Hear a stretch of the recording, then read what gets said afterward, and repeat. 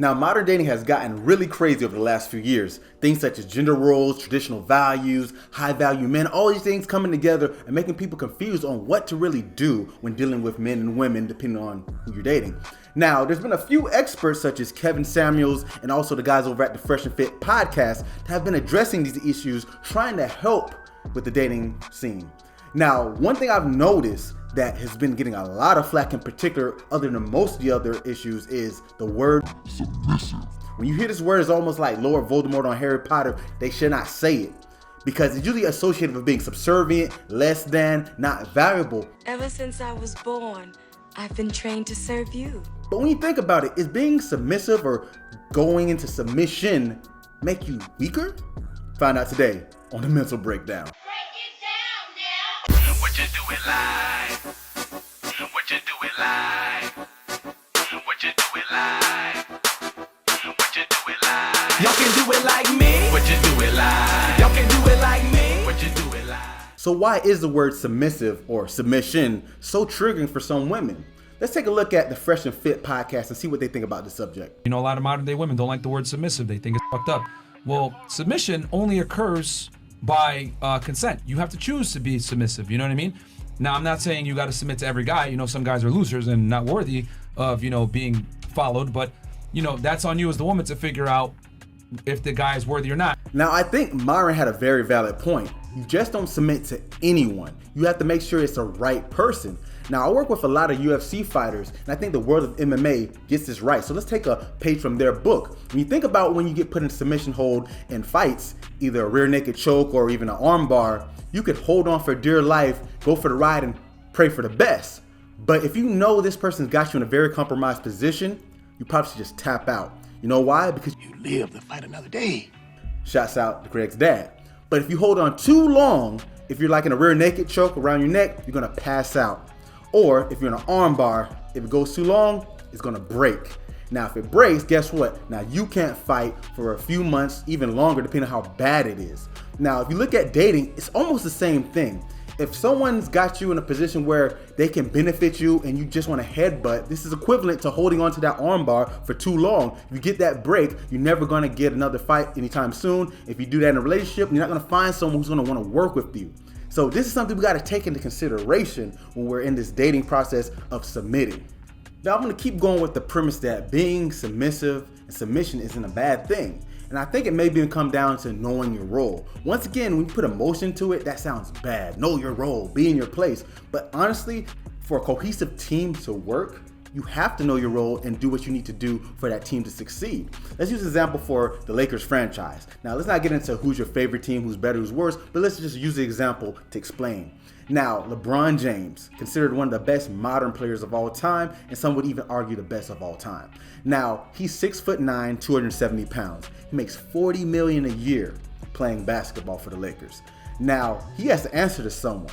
Who's that? The coach, Frank Vogel, who's only 5'9" and makes $4 million a year. Now, you can argue that LeBron runs that team. Yeah, he has a lot of pull and say, but who's the coach?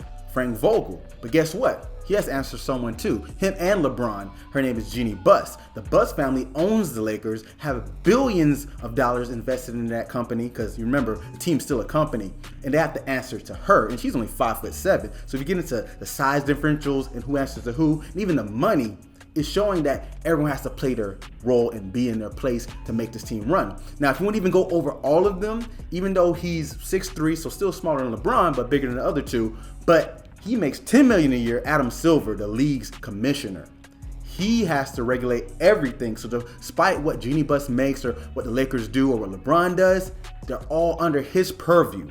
And that's why I say you have to know your role. It's like a circle of life so everything can run efficiently. And that's how business in general runs. And if you look at it, relationships are like a business. Despite what people say, love is a fairly new construct in relationships, and that'll be covered in a whole different video. But if you look at knowing your role, it can give you that insight on how you can help the team, in this case, a healthy relationship that works, keyword works.